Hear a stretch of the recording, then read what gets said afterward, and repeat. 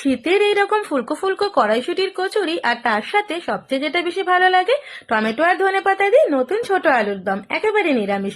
কড়াইশুটির কচুরি বানানোর জন্য প্রথমে ময়দার ডোটাকে রেডি করব। নুন, চিনি, তেল দিয়ে ভালো করে ময়াম দিয়ে উষ্ণ গরম জলে ময়দাটাকে মেখে রেখে দিয়েছি 30 মিনিটের জন্য। শীতকাল মানেই রান্নায় কড়াইশুটি, আর শীতের এই কড়াইশুটিগুলো এত ভালো লাগে দেখতে। তো প্রথমে কড়াইশুটিগুলো ছাড়িয়ে ধুয়ে নিয়েছি, তারপর একটা মিক্সিং জারে কড়াইশুটিগুলো দিয়ে দিয়েছি কুচানো আদা আর কাঁচা লঙ্কা। ঝাল তোমরা তোমাদের পছন্দ মতো দিও। স্বাদ মতো নুন আর জল দিয়ে একটা মিহি পেস্ট তৈরি করে নেবো।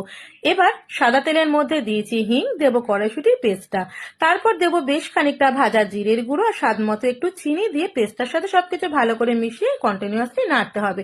যখনই দেখবো রংটা চেঞ্জ হয়ে এরকম শুকনো হয়ে কড়াই থেকে উঠে আসছে মানে পুর রেডি। এবার লেচি কেটে নিয়ে ভেতরে পুরগুলো ভরে ভেজে নিতে হবে এক এক করে।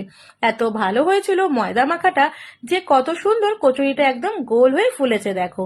এরকম ফুলকো ফুলকো লুচি খেতে আমার তো বেশ ভালো লাগে, আর এর সাথে আলুর দমটা আরো সব থেকে বেশি ভালো হয়েছিল।